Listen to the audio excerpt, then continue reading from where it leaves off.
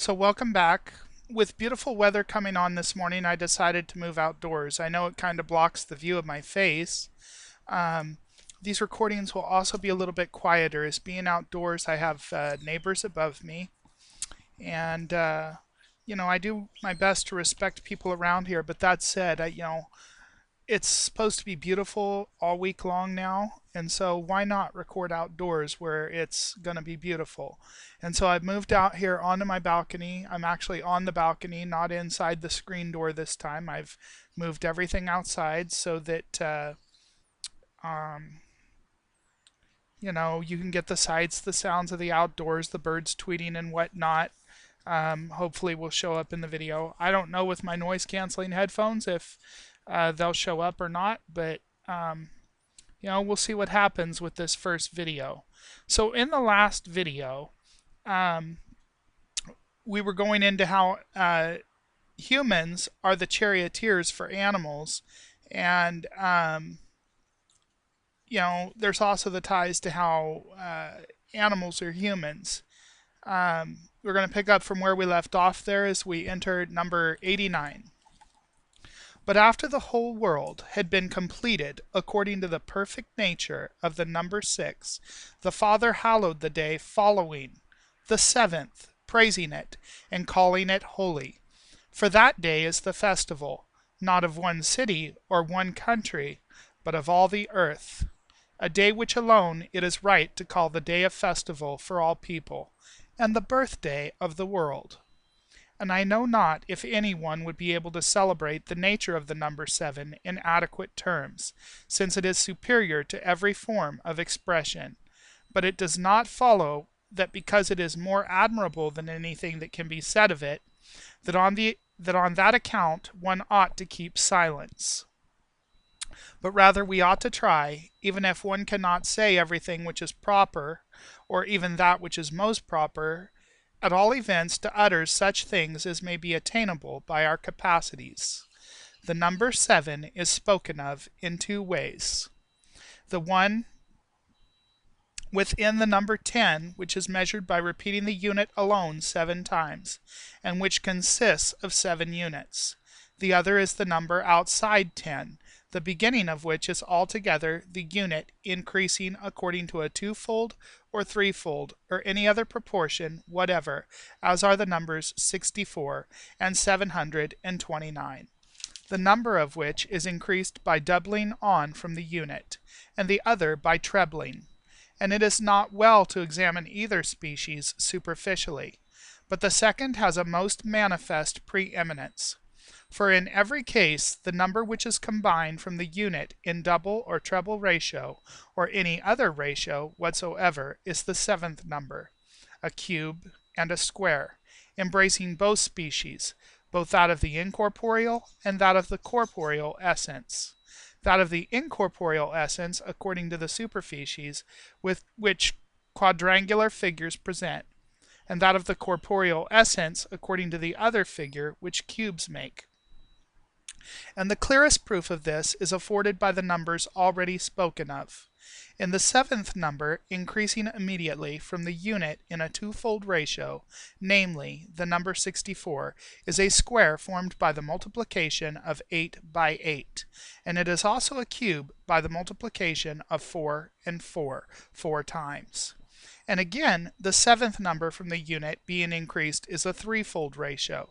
That is to say, the number 729 is a square.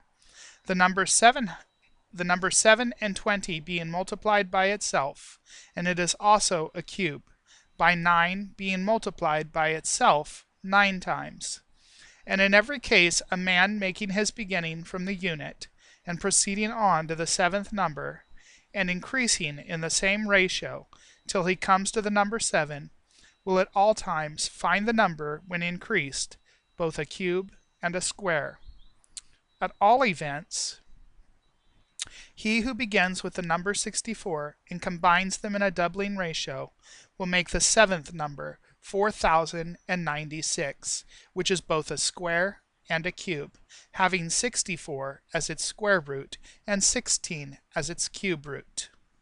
And we must also pass on to the other species of the number 7, which is contained in the number 10, and which displays an admirable nature, and one not inferior to the previously mentioned species. The number 7 consists of 1 and 2 and 4 numbers which have two most harmonious ratios, the twofold and the fourfold ratio, the former of which affects the diapason harmony, while the fourfold ratio causes that of the double diapason. It also comprehends other divisions, existing in some kind of yoke-like combination. For it is divided first of all into the number 1 and the number 6, then into the 2 and 5, and last of all into the 3 and the 4. And the proportion of these numbers is a most musical one. For the number 6 bears to the number 1 a sixfold ratio, and the sixfold ratio causes the greatest possible difference between existing tones, the distance, namely, by which the sharpest tone is separated from the flattest. As we shall show when we pass on from numbers to the discussion of harmony. Again, the ratio of 4 to 2 displays the greatest power in harmony, almost equal to that of the diapason, as is most evidently shown in the rules of that art. And the ratio of 4 to 3 affects the first harmony, that in the thirds, which is the diatessaron. The number 7 displays also another beauty which it possesses, and one which is most sacred to think of. For as it consists of 3 and 4, it displays in existing things a line which is free from all deviation and upright by nature. And in what way it does so I must show. The rectangular triangle, which is the beginning of all qualities, consists of the numbers 3 and 4 and 5, and the 3 and 4, which are the essence of the 7, contain the right angle. For the obtuse angle and the acute angle show irregularity and disorder and inequality, for one may be more acute or more obtuse than another. But a right angle does not admit of comparison, nor is one right angle more a right angle than another, but one remains similar to another, never changing its peculiar nature. But if the right-angled triangle is the beginning of all figures and of all qualities, and if the essence of the number 7, that is to say, the numbers 3 and 4 together, supply the most necessary part of this, namely, the right angle, then 7 may rightly be thought to be the fountain of every figure and of every quality. And besides what has been already advanced, this also may be asserted, that 3 is the number of a plane figure, since a point has been laid down to be according to a unit, and a line according to the number 2, and a plane superficies according to the number 3. Also, 4 is the number of a cube, by the addition of 1 to the number of a plane superficies, depth being added to the superficies, from which it is plain that the essence of the number 7 is the foundation of geometry and trigonometry, and in a word, of all incorporeal and corporeal substances. And such great sanctity is there in the number 7, that it has a preeminent rank beyond all the other numbers in the first decade. For of the other numbers, some produce without being produced, others are produced but have no productive power themselves. Others again both produce and are produced, but the number 7 alone is contemplated in no part. And this proposition we must confirm by demonstration. Now the number 1 produces all the other numbers in order, being itself produced absolutely by no other, and the number 8 is produced by twice 4, but itself produces no other number in the decade. Again,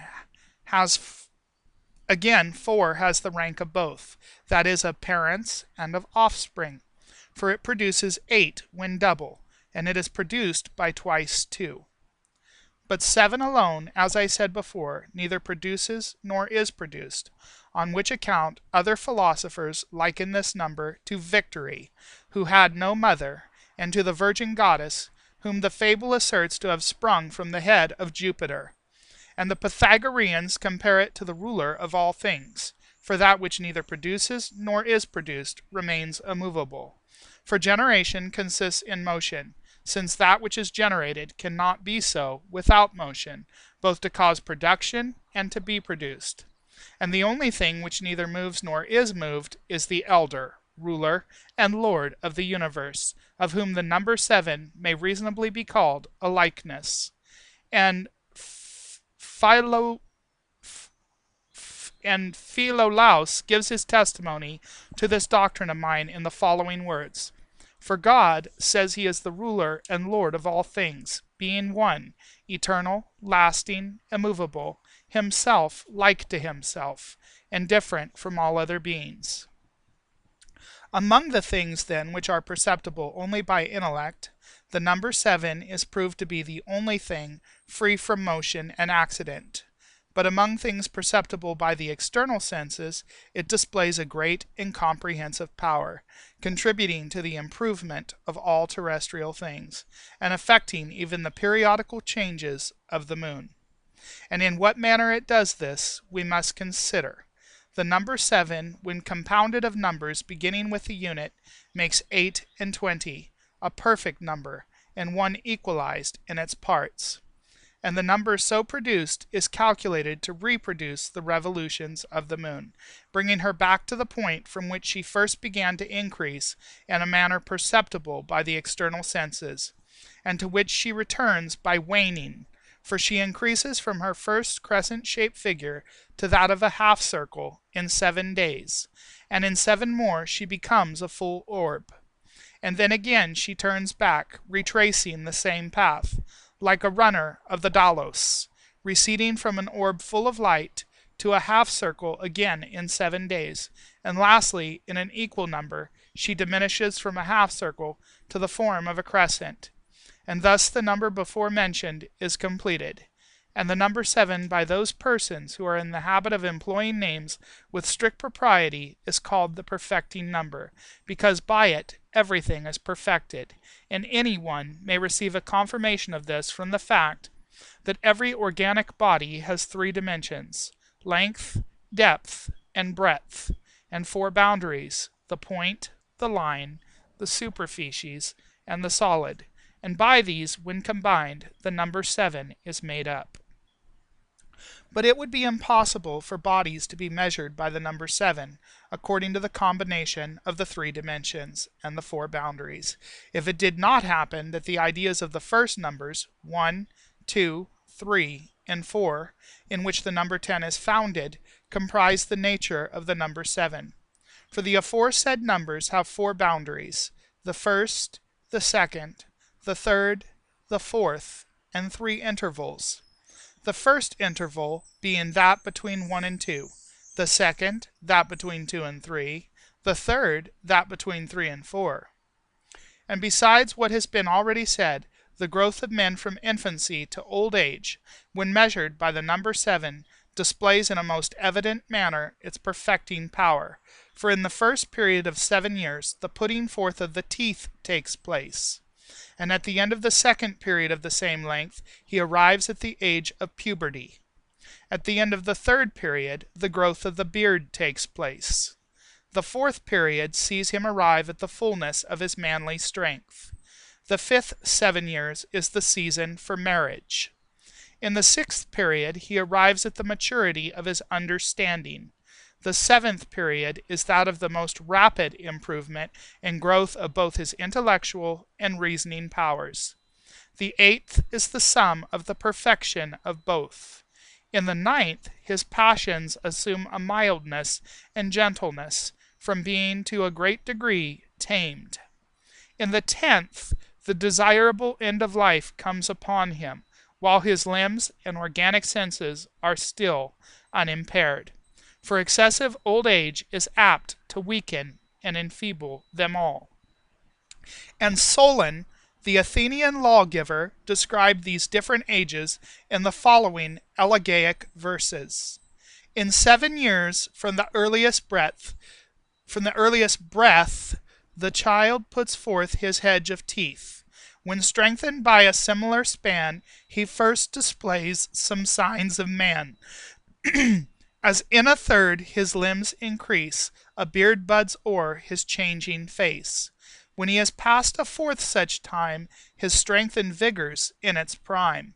When 5 times 7 years o'er his head have passed, the man should think to wed.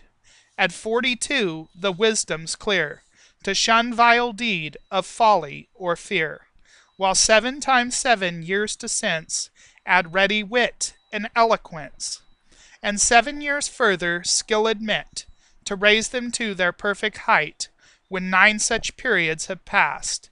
His powers, though milder grown, still last. When God has granted 10 times 7, the aged man prepares for heaven. The life of man by the aforesaid 10 periods of 7 years. But Hippocrates, the physician, says that there are 7 ages of man: infancy, childhood, boyhood, youth, manhood, middle age, old age, and that these too are measured by periods of 7, though not in the same order. And he speaks thus: in the nature of man there are 7 seasons, which men call ages: infancy, childhood, boyhood, and the rest. He is an infant till he reaches his 7th year, the age of the shedding of his teeth. He is a child till he arrives at the age of puberty, which takes place in 14 years. He is a boy till his beard begins to grow, and that time is the end of a 3rd period of 7 years. He is a youth till the completion of the growth of his whole body, which coincides with the 4th 7 years. Then he is a man till he reaches his 49th year, or 7 times 7 periods. He is a middle-aged man till he is 56, or 8 times 7 years old, and after that he is an old man. And it is also affirmed for the particular praise of the number 7 that it has a very admirable rank in nature, because it is composed of 3 and 4.